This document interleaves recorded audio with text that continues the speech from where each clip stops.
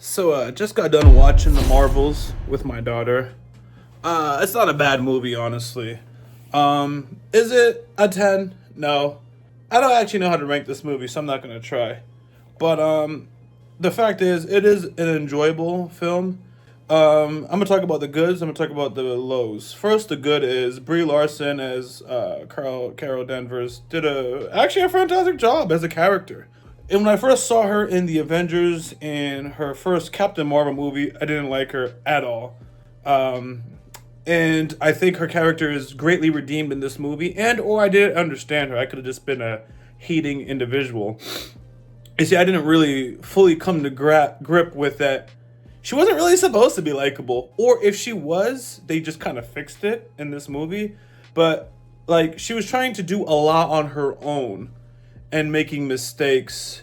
And I don't really understand why she was trying to do so much on her own, but it's not entertaining when she was trying to do so much on her own. A lot of people like to compare it to Robert Downey Jr., Iron Man, and say, oh, just because he was a man, we all tolerated Robert Downey being, arrogant, egotistical, and the whole 9 yards. The thing is, the Iron Man role slash Tony Stark slash Robert Downey Jr. Deploys a lot of humor, a lot of witty remarks, and at the end of the day, he gets play and gets the job done. So even his arrogant lifestyle is still kind of entertaining, and you can live vicariously through it. So like, he's arrogant, getting bad, he's living a playboy lifestyle. There's nothing as a man that makes me not want to watch him do that. Shoot, I want to be that. So I'm going to be honest, because I'm not going to sugarcoat my words. Yeah, the thing is, from a Captain Marvel sense, yeah, she is a girl. So I can't live vicariously through her. That's completely out of the bag. So now it's strictly down to, does she entertain? Yes or no? I didn't find that in the first movie. Now, I gotta be clear.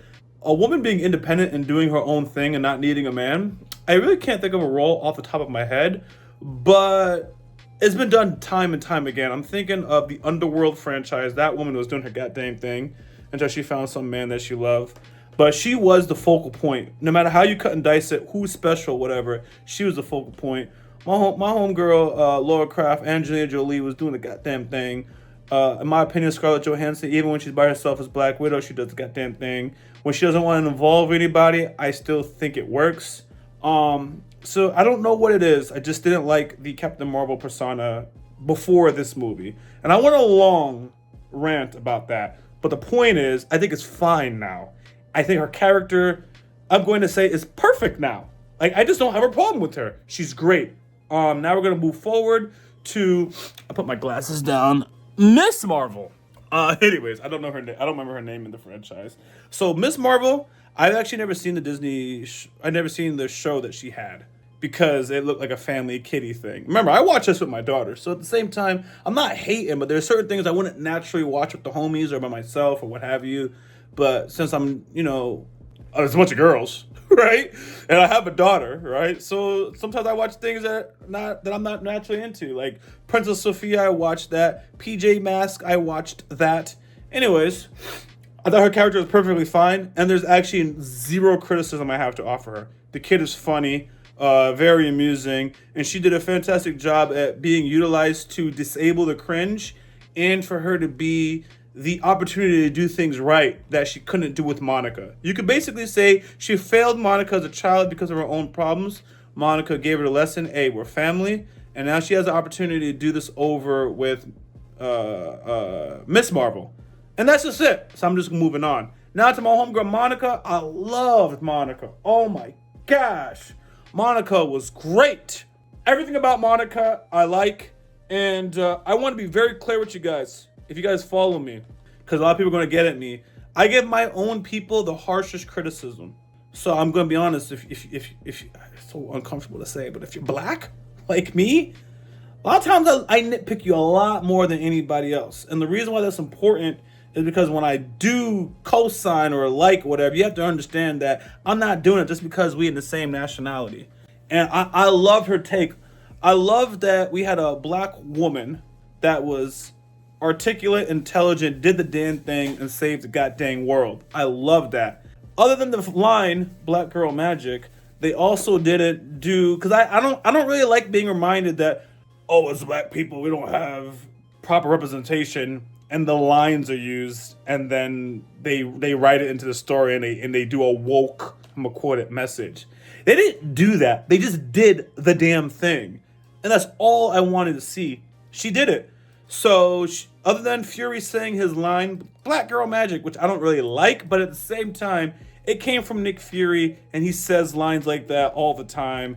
You heard the way he talked, and dang, the Skrulls. I don't know. The last movie that he was just in, he talks about race and stuff like that. He just does that. I knew that quote was going to be in the movie before I watched the movie because I saw a meme. But knowing that it came from Samuel L. Jackson, it changes everything. It's like someone saying the N-word, and I was like, they called her the N-word in the movie. I'm like, oh my God, they called her the N-word. And then you see that it was Samuel L. Jackson who said it, and it's like, oh, should have said that. He gets a pass. You guys don't like it. You guys don't think it's fair. If Samuel Jackson says that particular phrase, I don't give a dang. To let you guys know how much I rock with Samuel Jackson. Well, you can't be in this video. I love you though. But we did go watch this together. It will demonetize my video. Alexa, set the volume to 10. No, you're all right, love. Don't worry about it. Alexa, set the volume to 10. Hey Alexa. Ask Samuel Jackson what the weather is today. The Samuel Jackson skill is no longer available. For more help, contact customer service. Well, there goes that. I used to have the Samuel Jackson voice to criticize and yell at me. Anyways, so that's out the whatever. So I think Monica did a fantastic job just being. Now, to take it all home, the women in this movie, women and girl, they just were just women being great. They didn't have to tell you, oh, we're women, we could do without men. They didn't say any of that. They were just women being great. I think a lot of us men, and I know a lot of us men, because I am included in this, I'm just going to say it. I have to be truthful for the message to really hit. I went into this movie thinking that they're going to sell me the agenda, the message, women empowerment, and I was just going to be like, whatever, man. And they didn't do that. And I've been very clear about this. I just want to watch women be great. And if you put minorities in the movie, I just want minorities to be great. You don't have to tell me that you've been oppressed. I already know I'm a minority in America. I already know the message. I don't need to constantly be reminded of it. Yes, some people do gotta know, but you want to escape. They did a very good job with diversity. Even in the aliens, they were diverse. Now, there's that.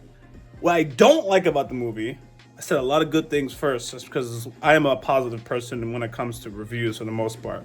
What I don't like about the movie is I never felt an ounce of tension. The characters were too reasonable. Back to the Robert Downey Jr. persona, like he would do something with his arrogance, and then everyone questions his actions, and then you get to a point where it's like, even though he was kind of wrong, he was low-key right, but we're going to deal with that later. So you never had that with the characters. They're just very reasonable. As soon as something bad happened, they talked about it and hugged each other. Reasonable girls. For some reason, that actually kind of bothered me. Not because they were girls. I'm like, where's the tension? Where's the clash? The villain, I didn't feel an ounce of, like, I didn't buy into the villain. The villain was just destroying stuff. And I got that she was good to her people. She was on that Malcolm X tip. But I needed more from the villain, and they did not show that. And I feel like that was a disservice because they really should have got the audience to buy into the idea that Captain Marvel screwed up, and they didn't do that. They really didn't push. She screwed up, but I didn't feel it. The villain didn't push me, so the villain just out here doing stuff, catastrophic stuff. By the way, let me just talk about that. I think she should have had better monologues, not just been crazy, because Thanos was spitting, Ultron was spitting, Kang the Conqueror be spitting, all versions of Kang be spitting, Sylvie from Loki be spitting. I had to throw in some girls in there, and that's all I got. Most of the Marvel villains be spitting. Let me go into DC real quick. General Zod spitting. The villain did nothing. Heath Ledger Joker spitting. Ra's al Ghul. I still use this line today. I had the will to act. Or I say, you didn't have the will to act. Ra's al Ghul had this dope bar. When he was talking to Bruce about his father, Thomas Wayne, failing him. And me and my homeboy, we always refer to these lines. Bane, going to the Batman franchise. Bane took a lot of money from these people, and they thought they could control him. He was like, oh, you think that gives you power over me? Do you feel in charge? You got none of that from this villainous woman in the movie. So it's just, what am I going to do with it? So, literally planets / people / water resources getting taken and leaving people in apocalyptic situations. But I didn't care. I emotionally did not care because it just felt like everything was going to go all right. They did not make me feel lost or make me feel like we were going to encounter loss. It always felt like things were going to be okay. And that, in my opinion, is a downside. There's not a single piece of dialogue or idea that I can marinate on. So you go back to Iron Man making all these, trying to make the Ultron thing, right? And, destroying it. Ultron went crazy, destroyed a city / country. I think it was a small country. And then Tony having to deal with the weight of that. But then Thanos comes, and then it's like, Tony, you kind of did it the wrong way, but she was on to something. Obviously, Vision was incorporated into that, and it's like you were on to something. You just kind of did it the wrong way because of your hubris and your arrogance, but you're not 100% wrong. And every movie in my opinion, I shouldn't say every, but a lot of the movies pre-death of Tony Stark had something that made you feel or question or really wonder who is right, who is wrong. These characters are all humans being superheroes, but they're all very flawed. I just didn't get that.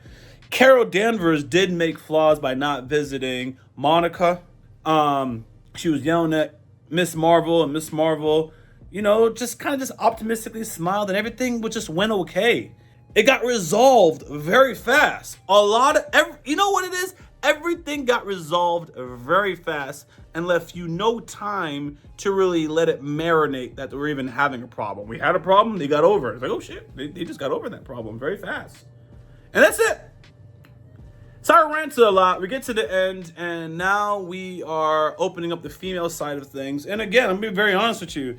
I have different stakes into it. I personally, I'm open-minded to what they're going to do. I'm not excited about the movie. I have a daughter. She's very excited about it. And what I am excited about is to have something in common with the superhero world with her. So to me, it's kind of like, it's built for a different audience. It's built for a new generation or a different type of people. I think the movie should get I think more people should watch it, whether you watch it in the theaters or not. Wait till it comes out. I don't really care. I think it's definitely a watchable movie. That's without a doubt. Wouldn't be the first movie I pay for. I did pay for it though, and I have zero regrets. But again, I'm a family person. I have a daughter, so that's just something that we did together, and there's no regrets about it. Well, did you like the movie, baby? Yeah. Tell us what you liked about the movie, because I can't put your face on this video. Well, the favorite part is about the cats. The cats? Spoilers are coming, guys. The cats eating with the octopus tongues. And yes. It was really funny because the octopus tongues were big and they ate the people. Yeah, she had the time of her life. The octopus parts, actually, that's probably the funniest part of the movie. I ain't gonna lie. I literally laughed out loud. What did you say when I laughed out loud, baby? There's people. Wait. I said I wasn't gonna show her. You gotta show that face again. What did you do? There's people. Were you embarrassed? No, but you can't be loud. They're watching a movie. Just like how y'all told me to stop talking to these reactions that I do on your boy Rock Lee. Yeah, I literally laughed out loud. That was literally the entire nonsense with these cats was hilarious. Shout out to so I'm gonna end this video by saying, from an acting point of view, the actress for Monica. Oh my wife is here, so I gotta be careful.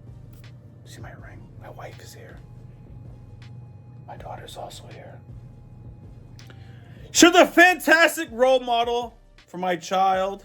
The actress for Monica did the dang thing. So that's all I'm going to say. Brie Larson, fantastic in my opinion. She did great, completely redeemable. I will never say anything bad about her character ever again. I'm very, very sorry. Very big public apology. The child that did Miss Marvel, you are funny. I will watch the show. You want to watch Miss Marvel's show? She has a show on Disney. Did you know that? You use words. No, I didn't know that. You didn't know that. Okay. So we will watch that, okay? All right, baby. And that's all I got to say. So I do appreciate you guys for watching this video. And I do MCU Marvel reactions on the YaBoyRockLee channel. I did not react to this movie because going into it, I already knew it was a low turnout. People didn't come out with their tickets. So I was like, great. So now I can just watch it and not have to worry about reactions. So that does give me peace of mind. And at the end of the day, I had a great time with my family. And I have no gripes about paying for it. It all depends on what your financial situation is, if you can just do that or whatnot. But it's definitely worth the watch in whatever capacity you feel is worth it. But I don't watch the movie like that was a waste of my time. And the ending! 16 minutes. The ending, guys. Oh my gosh. They're cooking. They're opening up a whole new universe / tying in universe. Shout out to Hank McCoy. Yeah, I love the ending because, hey, we have something to look forward to. And that's it. Now it's time to actually play Fortnite with my child. But I definitely wanted to put this out while it was fresh on my mind and I felt motivated. Anyways, bye guys. I'm your boy Rock Lee, out. And you know I couldn't stop with one channel. Be sure to check out the YaBoyRockLee subsidiary channels in the description of this video. Much love, guys.